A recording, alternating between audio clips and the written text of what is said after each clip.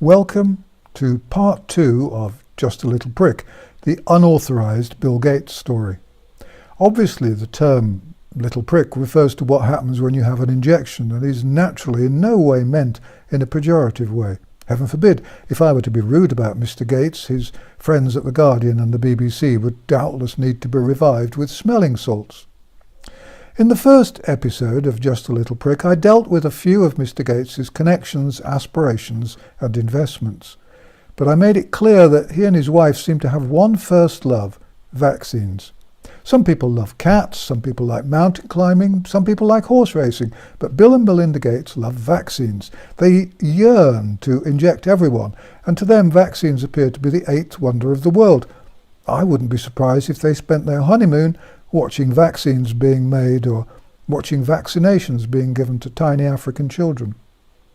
I bet they spend their evenings drooling over vials of vaccines, and at Christmas they probably give each other unusual vaccines which they've found. Unravelling the Bill and Melinda Gates Foundation and its links with the world of vaccines and vaccinations has taken weeks and given me a headache.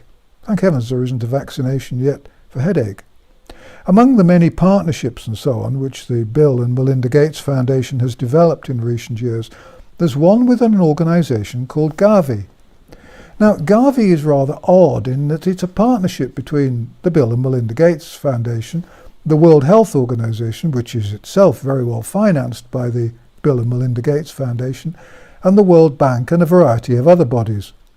So, for example, Gavi also has close and loving partnerships with what I think are some of the world's dirtiest, biggest and most disreputable multinational drug companies, including GlaxoSmithKline and Pfizer.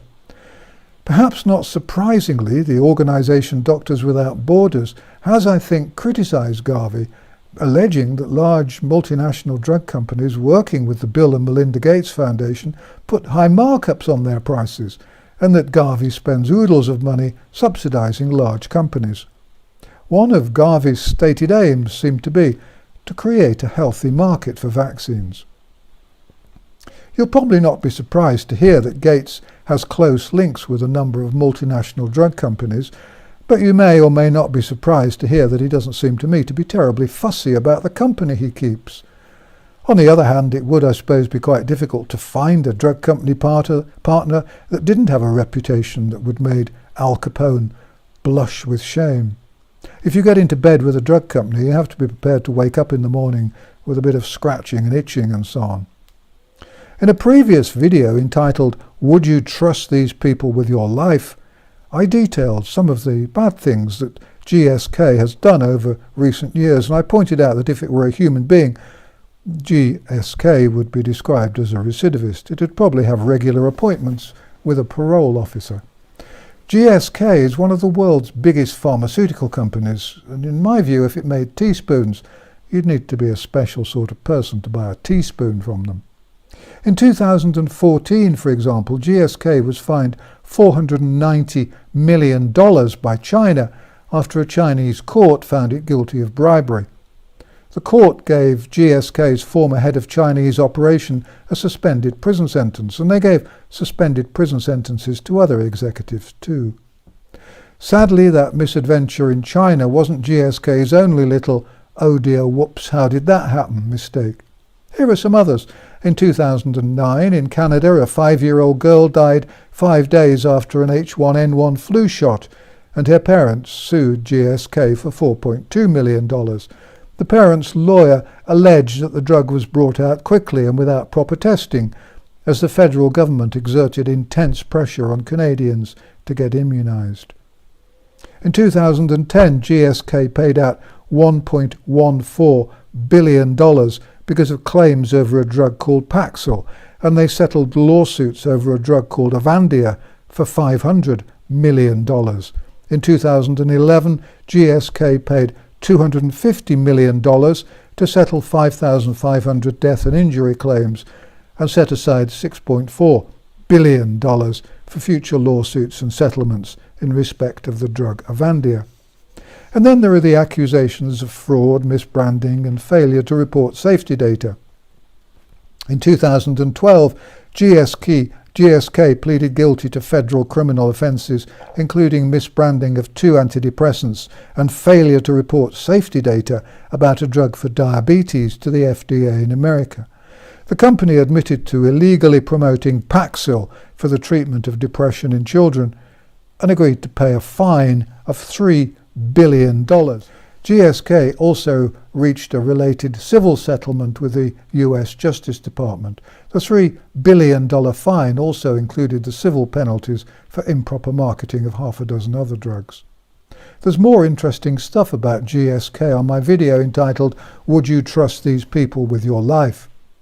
Oh, and there's a couple of other things you should know about GSK. First, GSK is one of the top-earning vaccine companies in the world, and in 2010 there were reports of narcolepsy occurring in Sweden and Finland among children who had the H1N1 swine flu vaccine. It's reported that not all the safety problems were made public.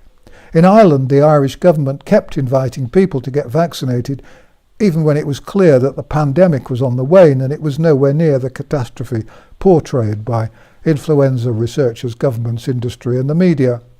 One member of the Irish Parliament told the Irish Prime Minister the Health Service executive decided to purchase Pandemrix and continued to distribute it even after they knew it was dangerous and untested. It's perhaps worth noting that Professor Neil Ferguson, the Eddie the Eagle of mathematical modelling, though perhaps without the innocence and patriotic charm, had predicted that the swine flu could lead to 65,000 deaths in the UK alone. In the end, the swine flu killed 457 people and had a death rate of just 0.026% of those infected. Just another of Ferguson's cock-ups. Cock-ups seem to be a speciality of his in more ways than one. Second, Sir Patrick Vallance is the chief scientific advisor in the United Kingdom and, I suspect, a key figure in dealing with the coronavirus in the UK and plans for a vaccine. Vallance worked for GSK between 2006 and 2018, and by the time he left GSK he was a member of the board and the corporate executive team. Fines and so on, which I've listed, took place while Vallance was working as a senior figure at GSK. As I say, you can find out lots more exciting stuff about GSK and about another drug company in my video entitled, "Would You Trust These People with Your Life?" If the video disappears, you can, as always, find the transcript on my website, www.vernoncoleman.com. Oh, and there's one more thing I nearly forgot to mention. GlaxoSmithKline was fined £37.6 million for cheating the National Health Service. I wonder what Vallance thought about that. The Bill and Melinda Gates Foundation also has a relationship with Pfizer, and to be honest with you, Pfizer's record isn't anything you'd want to boast about. If you work there, you'd want to keep quiet about it, I think, and say perhaps that you work for the tax people or rob banks for a living.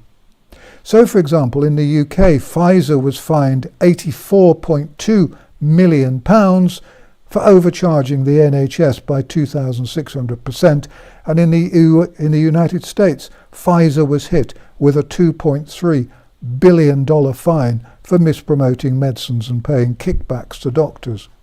You might think that a foundation wanting to have a clean reputation might avoid relationships with companies like those. But Bill Gates doesn't seem to mind about all these little peccadillos, the cheating and the deceiving and so on. And in a way, why should he? He's got a team of PR people willing and able to make sure that his halo is constantly being repaired and polished. And I doubt if his many press and broadcasting partners will want to damage their financially advantageous relationship by mentioning anything which might cause embarrassment. After all, we mustn't forget that the foundation he shares with Melinda, Mrs. Gates, seems to me to have investments with much of the world's media, doling out fairly huge chunks of cash to no doubt grateful partners. Did I forget to mention that those two sanctimonious organisations, the BBC and the Guardian, are partners with the Gates Foundation? It cannot be that Gates isn't aware of the problems associated with vaccination because his own foundation has allegedly had its own little peccadillos to think about. I've described some of those controversies in other videos. In India, there was trouble over a Gates-funded vaccine program. A government investigation claimed the program, an observational study, violated the human rights of those being injected and failed to report properly adverse effects. That, as we've seen, is not entirely unusual drug company practice. A parliamentary investigation concluded that the Gates-funded Programme for Appropriate Technology in Health had been engaged in a scheme to help ensure healthy markets for GlaxoSmithKline and Merck, another drug company.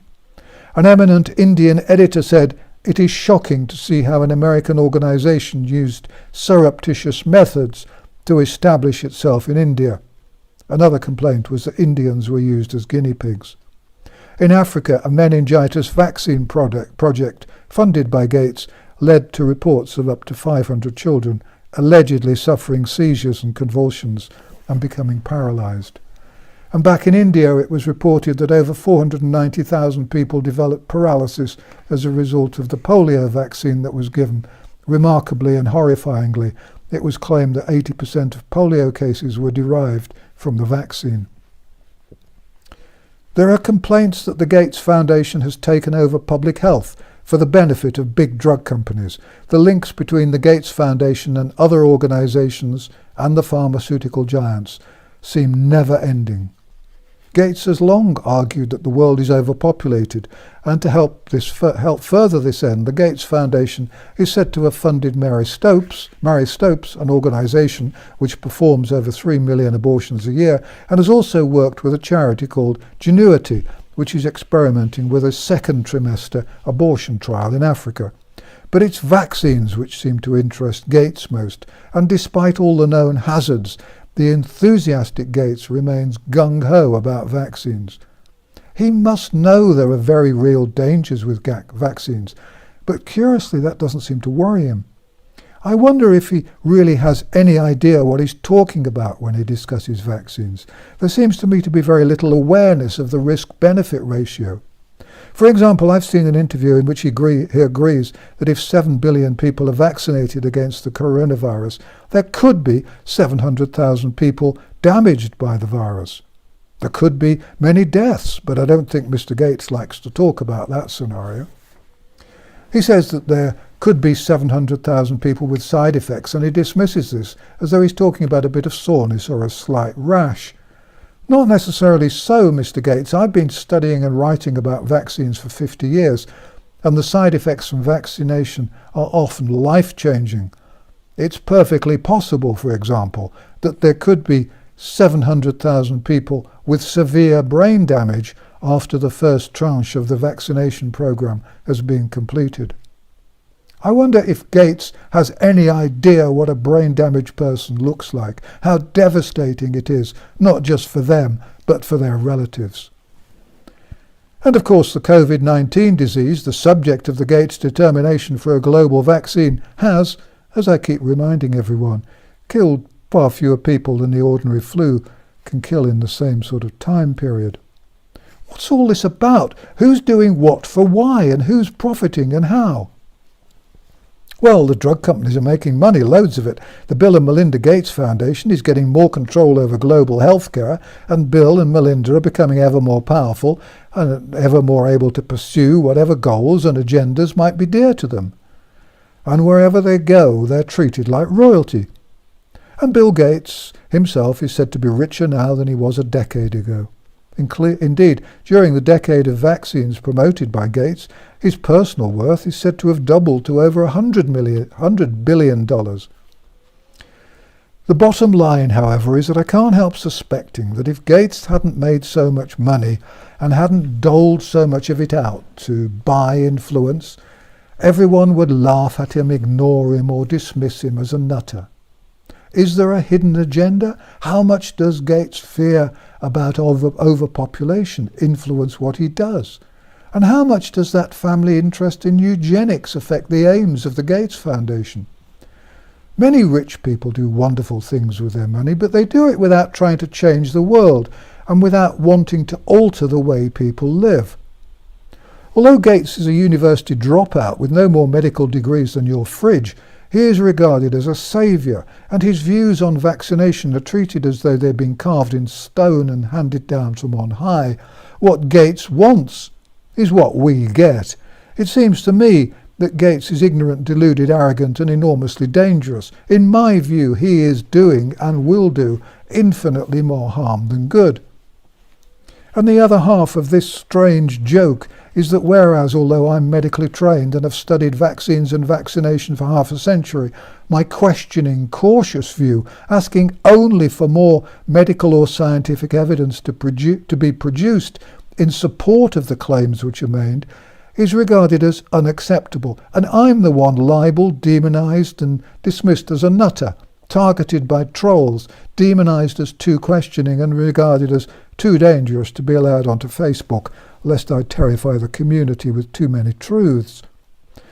Putting aside my scepticism and doubts about vaccination and my conviction after much research that vaccines are neither as safe nor as effective as we are assured by their ignorant supporters, I'm deeply concerned about the safety of any coronavirus vaccine.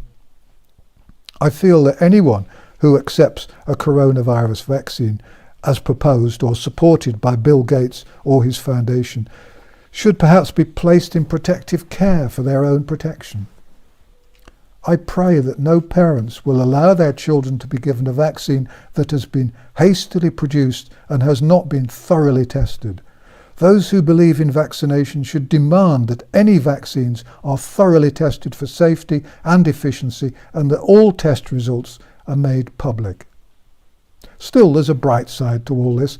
When the inevitable biopic of Gates's life is made, I hope they'll use my title, Just a Little Prick. It seems so suitable for a man who appears to be dedicated to vaccinating the world. Thank you for watching An Old Man in a Chair, and thank you for all your support and encouragement. Please copy and share the videos on Twitter and Facebook and BitChute and other platforms. Let's spread the truth. If you'd like to put on a translation, that would be great. If my videos disappear, then please go to my website to find out where you can see them. The transcripts of all my videos, including the banned ones, are always on my website. If you do visit mainstream media, please put on a message asking other people to watch those videos to find the truth. This channel's not been monetized. I haven't authorized any advertising and there's no sponsorship. If you'd like to see more videos from me, then please subscribe to my channel because they're not always easy to find. Although it may feel like it at times, please remember you're not on your own. More and more people are waking up. I firmly believe that together we will win this fight. As far as I know, my health's okay. I try to avoid accidents and I'm not planning to commit suicide. I just thought I'd mention that. Thank you for watching An Old Man in a Chair.